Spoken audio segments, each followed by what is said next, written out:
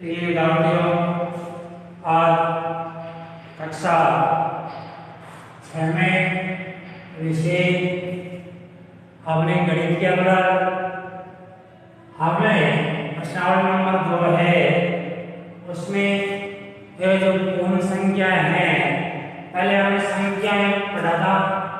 उसके बाद अपने पास आज पूर्ण संख्याओं का चैप्टर है जिसमें हमें पूर्ण संख्याओं के बारे में पढ़ेंगे। पूर्ण संख्याएं किस प्रकार है, तो पूर्ण संख्याओं के बारे में वैसे आपको पहले पढ़ाया भी जा चुका है कि पहली प्रश्नावली में संख्याओं के बारे में भी पढ़ा था। उसके बाद पूर्ण संख्याएं आ गई हैं। पूर्ण संख्याएं क्या है, संख्याएं क्या है, तो संख्या वाली प्रश्नावली में आपने पढ़ा था कि वे संख्याएं जो हमें सीधे प्रकृति में प्राप्त हुई थी उसका नाम मनुष्य ने जो सीधे प्रकृति से प्राप्त करके खोजा था उन संख्या को नाम प्राप्त संख्या दिया गया था। प्राकृत संख्या है वे प्राकृत संख्या होती है जो मनुष्य ने प्रकृति से सीधे खोजा था, जैसे 1 है, 2 है, 3 है, इस प्रकार ये प्राकृत संख्या है। यानी नेचर ऑफ समुच्चय संख्या का जो समूह है वो प्राकृत संख्या कहलाती है जो 1 से शुरू होती है। 1 से शुरू होने वाली संख्याएं प्राकृत संख्याएं कहलाती हैं। ये संख्याएं पूर्ण नहीं हुई थी, इसलिए शून्य की खोज होने के बाद जब उसको पूर्ण प्राकृत संख्या नाम दिया गया था। पूर्ण प्राकृत संख्याएं, पूर्ण प्राकृत संख्याएं शून्य से शुरू होती है और अनंत तक चलती है।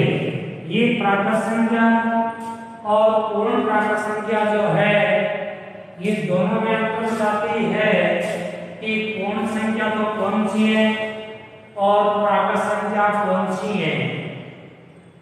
तो विद्यार्थी को यह ध्यान रखना है कि प्राकृत संख्या 1 से शुरू होती है और अनंत तक चलती है, जबकि पूर्ण प्राकृत संख्याएं शून्य से शुरू होती है और अनंत तक चलती है।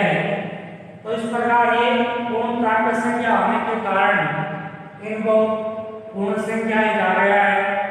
जब प्राकृत संख्या और पूर्ण प्राकृत संख्याओं में संख्याओं के ऋणात्मक और धनात्मक दोनों का समुच्चय यानी समूह को शामिल कर देते हैं, तो ये दोनों मिलकर के पूर्णांकों का निर्माण करते हैं। यानी धनात्मक संख्याएं और ऋणात्मक संख्याएं दोनों मिलकर के पूर्णांकों का निर्माण करती हैं।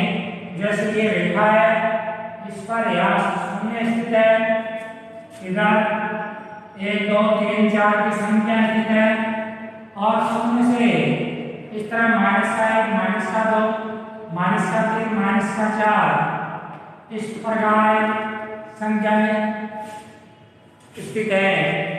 इस संख्या रेखा पर हम प्रदर्शित करते हैं कि शून्य एक ऐसी संख्या है जो ऋणात्मक और धनात्मक दोनों संख्याओं के बीच में एक ऐसा समूह बनाती है कि ये न तो ऋणात्मक है न ही धनात्मक है।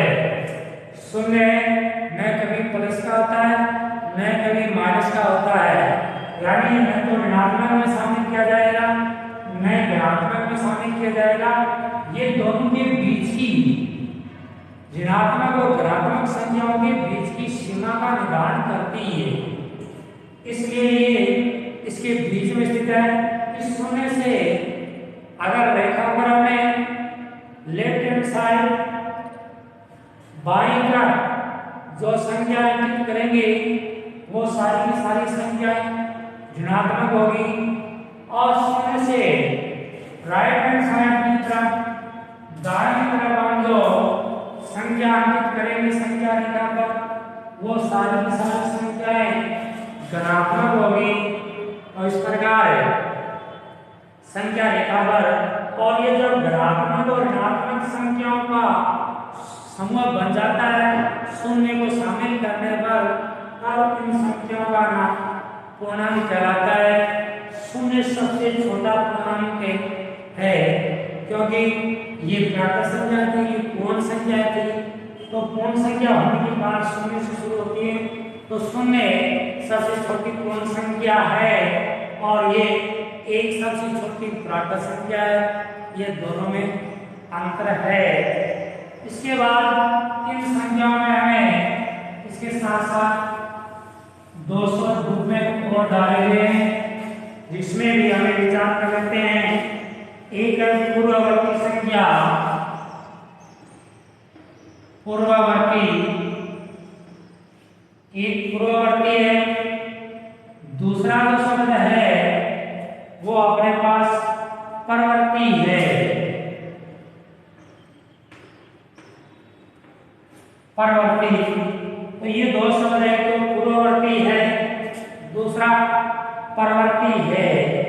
तो इन दोनों शब्दों के अनुसार दोनों हिंदी के शब्द है। वैसे ही आपको पता होना चाहिए पूर्व पूर्व का होता है पहले वाला, पर का होता है बाद में,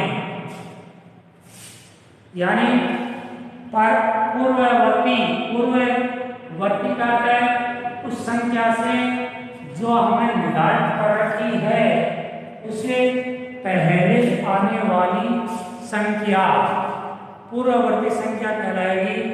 और परवर्ती का है पर माने बाद में जिस संख्या को हमने निर्धारित कर रखा है उस संख्या के ठीक बाद में आने वाली संख्या परवर्ती कहलाएगी।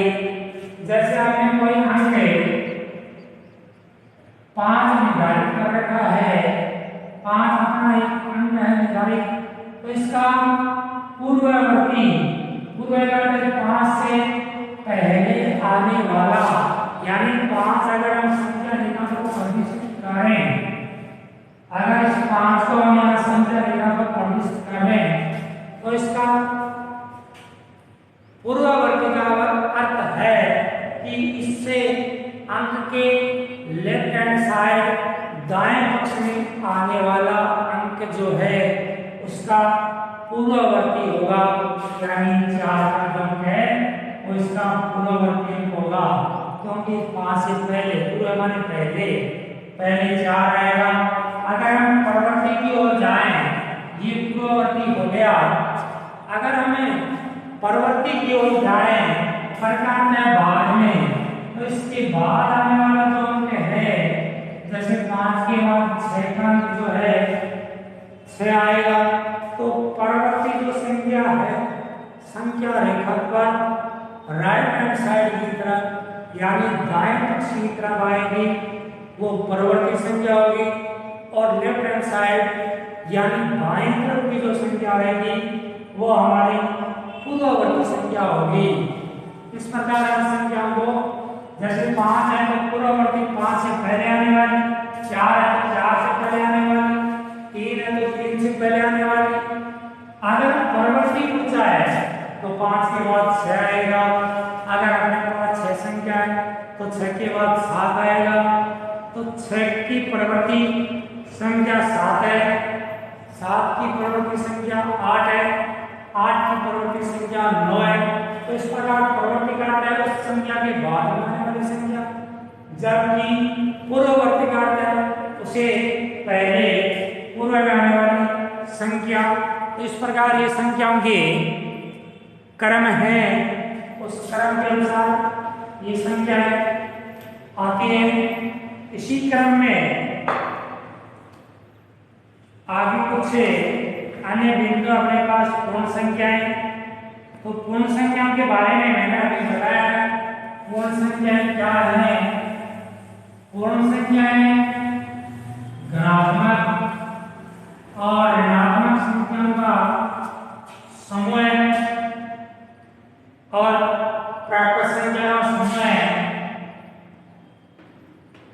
पूर्ण संख्या है, ये पूर्ण संख्या है जिसमें ऋणात्मक धनात्मक संख्या है। तो क्या सभी प्राकृत संख्याएं पूर्ण संख्याएं होती है? प्राकृत संख्याएं कभी भी पूर्ण संख्याएं नहीं होती है, क्योंकि मैंने आपको पहले बताया था कि प्राकृत संख्या एक से शुरू होती है, इसको प्राकृत संख्या कहते हैं। हमें पूर्ण संख्याएं नहीं कहते, क्योंकि प्राकृत संख्याएं एक से शुरू होती है। दूसरा नंबर, क्या सभी पूर्ण संख्याएं प्राकृत संख्याएं हैं? हाँ, ये बिल्कुल सही है, क्योंकि पूर्ण संख्या एक से शुरू होती है और इसमें प्राकृत संख्या भी शामिल है। इसलिए सभी पूर्ण संख्याएं, जो सभी पूर्ण संख्याएं हैं वो प्राकृत संख्याओं की श्रेणी में आती है, लेकिन सभी प्राकृत संख्याएं पूर्ण संख्याओं की श्रेणी में नहीं आती है। सबसे छोटी पूर्ण संख्या कौन सी है? तो सबसे छोटी पूर्ण संख्या शून्य को माना गया है, क्योंकि पूर्ण संख्याएं हैं वो शून्य से शुरू होती है, तो शून्य सबसे छोटी पूर्ण संख्या है। और सबसे बड़ी पूर्ण संख्या कौन सी है? सबसे बड़ी पूर्ण संख्या का अभी तक पता नहीं है, क्योंकि पृथ्वी पर बहुत सारी संख्याएं हैं, जैसे एक परिवार के सदस्यों की संख्या है, उसके बाद हम घरों की संख्या ले सकते हैं, एक देश की संख्या ले सकते हैं, विश्व की संख्या ले सकते हैं। तो सबसे बड़ी जो पूर्ण संख्या है उसका अभी कोई अंत नहीं हुआ है, इसलिए हमें सबसे बड़ी पूर्ण संख्या का नहीं कह सकते, लेकिन पूर्ण संख्या सबसे छोटी शून्य है, शून्य से पूर्ण संख्या शुरू होती है। इसी तरह में आगे मैंने जो आपको पहले बताया था वो बात संख्या रेखा प्रवाह की आगे है। संख्या को रेखा पर प्रदर्शित करना, संख्या अपने पास जो है उस संख्या को रेखा पर प्रदर्शित करना। रेखा पर संख्याएं, जो संख्याएं रेखा पर, जैसे 1 2 3 4 5 6 7 8 9, इस प्रकार हम रेखा पर संख्या का निदान कर सकते हैं। शून्य से शुरू होकर के 9 तक रेखा पर अंकित हैं। अगर हम रेखा पर किन्हीं संख्याओं का योग करते हैं तब हमें उस संख्या से कितने आगे चले गए उसको जोड़ा जाएगा। जैसे हमें 2 पर थे, 2 के बाद हम 3 पर आ गए, तो 2 पर हम पहले से थे और 3 पर फिर आ गए, इसका मतलब हम 5 अंक आगे पहुंच गए हैं। यानी शून्य से 2 पर पहले थे आए और फिर 3 पर पहुंच गए, इसका मतलब हम शून्य से 5 पर पहुंच गए। तो इस प्रकार है कि तीसरे से तीर के सिरे पर बिंदु तीर है, 3 से प्रारंभ होकर कीजिए, क्योंकि हमें इसके क्रम से आगे के स्थान पर चलते जाते हैं। तो इस प्रकार अगर हम इससे आगे अगर 4 पर पहुंच जाते हैं तो इसमें 4 और हो जाएगा, हमें 9 पर पहुंच जाएंगे। अगर हम फिर करना है तो फिर इसमें 5 हो जाएंगे, अगर हमें 14 बिंदु पर पहुंच जाएंगे। इस प्रकार इन संख्याओं का क्रम से योग चलता जाता है। तो ये संख्याओं को रेखा पर जोड़ने का फॉर्मूला है कि हम संख्या को शून्य से शुरू करके किस प्रकार रेखा पर प्रदर्शित करेंगे और किस प्रकार संख्याओं का योग में रेखा पर कर देंगे। तो इस प्रकार रेखा से अगर हमें कई संख्याओं का सीधा जोड़ना है, जैसे हमें 3 से शुरू हुआ और 5 पर पहुंच गए तो 3 + 5 बराबर 8 के स्थान पर आ गए। इस प्रकार ये संख्या का जो बीच में जो संख्या समाप्त हुई थी उसके बाद अगली संख्या उसमें साथ में जोड़ देते हैं। इसी क्रम में अपने पास 2.1 जो अभ्यास है उसके कुछ उदाहरण हैं जिसमें हम अन्य संख्या के बारे में बात करेंगे। जिसमें लिखा है कि 10,999 के बाद अगली 3 प्राकृत संख्या लिखनी है, यानी 10,999 है। इसके बाद इससे अगली 3 संख्या लिखनी है प्राकृत संख्याएं हैं, 3 संख्याएं हैं जो इसके अगली यानी इसके बाद आने वाली परवर्ती संख्याएं हैं उनको लिखना है।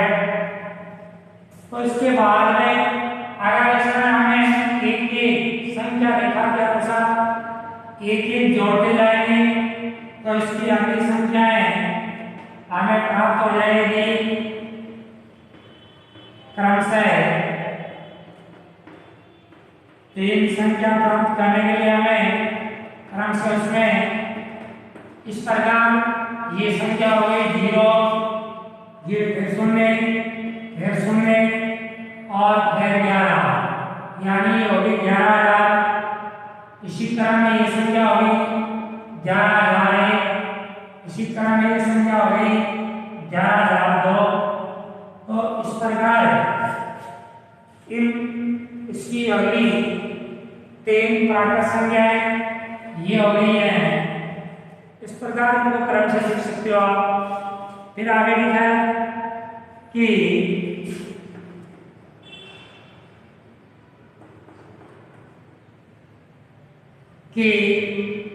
10,001 के ठीक पहले आने वाली 3 पूर्ण संख्या लिखनी है। इससे पहले वाली 3 संख्या लिखनी है तो हमें पता संख्या रेखा पर पहले वाली संख्या के लिए हमें उससे पीछे और जाना पड़ेगा। तो ऐसे पहली संख्या ये हो गई, दूसरी संख्या ये हो गई, तीसरी संख्या ये हो गई। तो इसमें क्रम से हम देखते हैं पहली संख्या 10,000 हो गई, पहली संख्या 10,000 हो गई, दूसरी संख्या इसमें से एक घटा 9, फिर एक घटा 9, फिर एक घटा 9, फिर एक घटा 9, 9,999 हो गई, फिर 9,998। ये 3 संख्याएं क्रम से उसकी पीछे वाली हो गई। फिर आगे पूछा सबसे छोटी पूर्ण संख्या कौन सी है? तो सबसे छोटी पूर्ण संख्या यानी पूर्ण संख्या 0 से शुरू होती है तो सबसे छोटी पूर्ण संख्या 0 ही होगी, वो सबसे छोटी भी पूर्ण संख्या है। 32 और 53 के बीच में कितनी पूर्ण संख्याएं हैं? 32 और 53 के बीच में हमें पूर्ण संख्याएं ज्ञात करनी है तो हम इन दोनों की अंतर ज्ञात कर देंगे। उतनी पूर्ण संख्याएं होगी 32 है 53 के बीच पूर्ण संख्याएं बराबर 53 माइनस 32, 53 माइनस 32 1 और 2 21 पूर्ण संख्याएं हैं।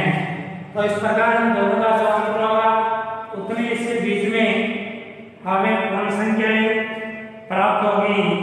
तो इसी क्रम में आगे कुछ संख्याएं उसकी परवर्ती संख्याएं और अनुवर्ती संख्याएं पूछी हैं।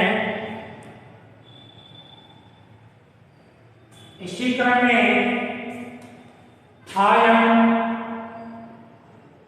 कुछ से परवर्ती और अनुवर्ती संख्या जो पूछी है उसके अनुसार जैसे इसने पूछा है 94 की पूर्ववर्ती संख्या पूछी है तो इसकी पूर्ववर्ती मतलब इससे पहले आने वाली 93 होगी। अगर परवर्ती पूछा है ये तो पूर्ववर्ती और 93 की परवर्ती हो जाएगी 95 ये परवर्ती। तो इस प्रकार पूर्ववर्ती और परवर्ती संख्याएं आपके पास होगी। आज हमें 2.1 चैप्टर पूरा कर लेना, ये छोड़ते हैं और फिर आगे कल अन्य पूर्ण संख्याओं के बारे में अगले चैप्टर में चलेंगे।